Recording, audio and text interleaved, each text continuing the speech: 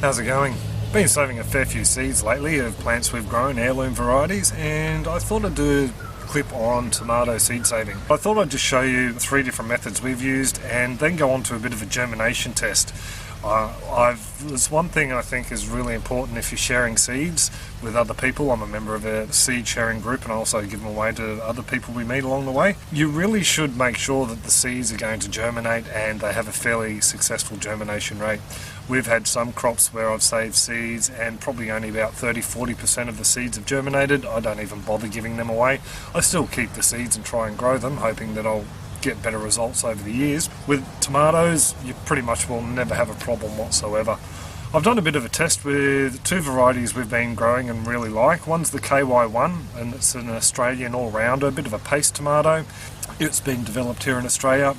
We really liked what we had of that this year, either on sandwiches and also made up some powder, some tomato powder. The other one is the broad ripple yellow currant tomato. It's just a small one. What's them doing, a YouTuber here in Australia gave us seeds for those a few years ago and they've just powered on. Don't really need to save seeds for those ones, they've just become a bit of a weed in the garden, but still I thought I'd save some so I can share them with other people. So one of the ways I saved the seed was fermentation. It's pretty easy, a lot of people do it.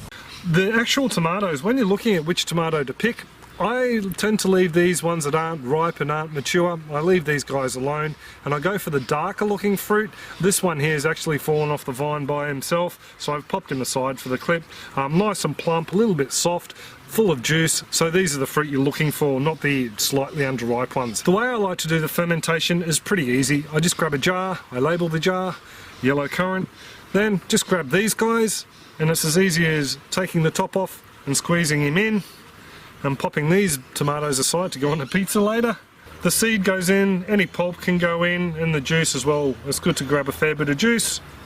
And there you go, there's all your seeds with a little bit of juice and the pulp in there. Now what's going to happen is these seeds are going to ferment in here. So the fermentation process breaks down the little gel sac around the outside of the seed, leaving you with a nice clean looking seed, pretty much all like it's just come out of a commercial packet. So what I like to do is just put a lid on it, and because it's going in the kitchen that'll just stop any foul odours. They don't really smell that much. So after these guys have been sitting for 2 or 3 days, it becomes fairly obvious that they've started to ferment. You end up with a white layer over the top of the seeds and the liquid, and that pretty much all shows you that there's an active colony of yeast and bacteria in there breaking down those gel sacs. So when it comes time to collect the seed, it's very easy. All you need to do is add some extra water to the jar, give it a bit of a swish around, break up all that mold and get the little bits of pulp floating around, and then pour it off. You'll find all the good viable seeds will sink to the bottom, and you just repeat that process 3 or 4 times, and that pretty much will takes all the crud out of the jar. Then all I do is put a sieve over the end of it, strain the rest of the liquid out, and then scoop out the seeds with my fingers, put it on a little plate to dry, and there you go.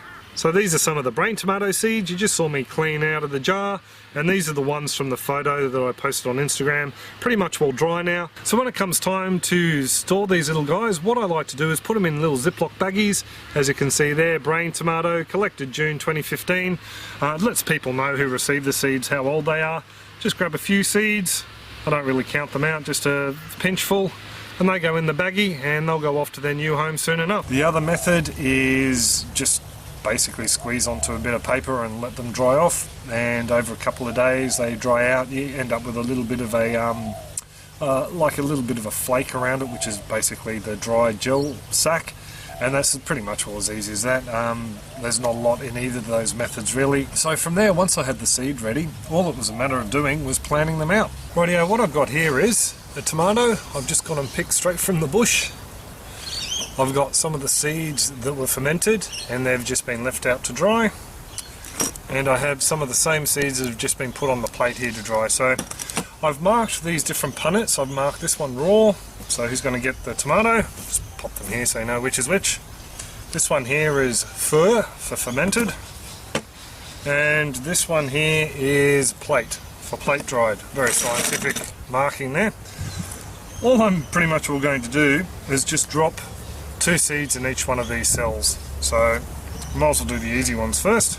I'm actually using compost to grow in. This is a purchase compost. If I use any of our worm casts or soil from the garden, there is a possibility that we're going to get seeds from tomato plants that have gone feral in the patch. So I thought I'd do the right thing and buy some nice soil that shouldn't have any tomato seeds.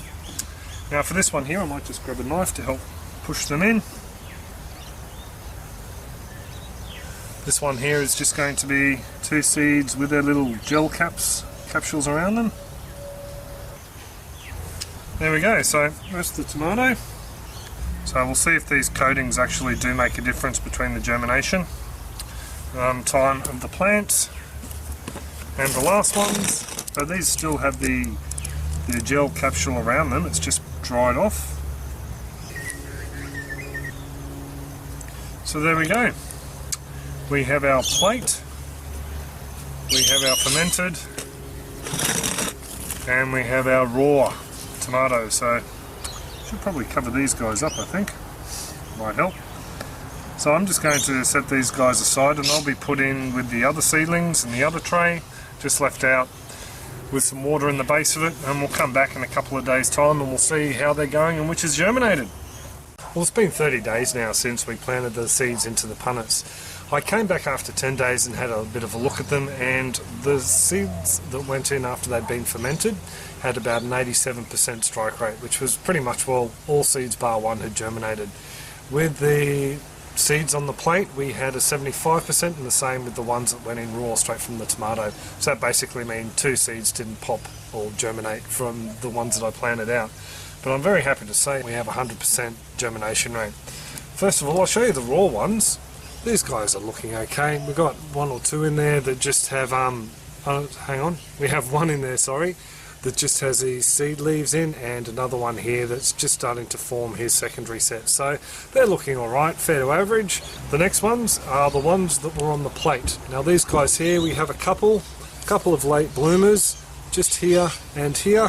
These guys here have only just germinated and they only just have their seed leaves on. So the other ones are looking quite healthy. These guys here that were fermented, I will point out we have one down the back here that's only just germinated. Here's the late comer. He was the one that didn't pop at the day 10 mark, and he's only got his seed leaf still. They're all pretty much all on their second set of leaves there, so I'm really happy about that. You can't really complain. That's 100% germination rate. Just to show you, compared with these other 2, I think the ones that were fermented are actually looking a lot healthier, a lot better growth on the leaves. So I'm thinking that maybe fermenting that gel sac off actually does give them a bit of a kickstart. But as you can see from the 100% germination rate, you're still going to grow tomatoes. I really don't think it's going to hold them back that much. It's also too winter here. Well, today's the first day of winter here in Australia, so we have had temperatures around here in Ipswich. We've had them round about the 20-degree mark, a little bit above that. Nighttime temperatures falling down to around about the 9-degree mark. Some nights a little bit lower. I do think it is a great idea to test the seed so you know how many you're going to get germinate from the next lot of seed that you sow out.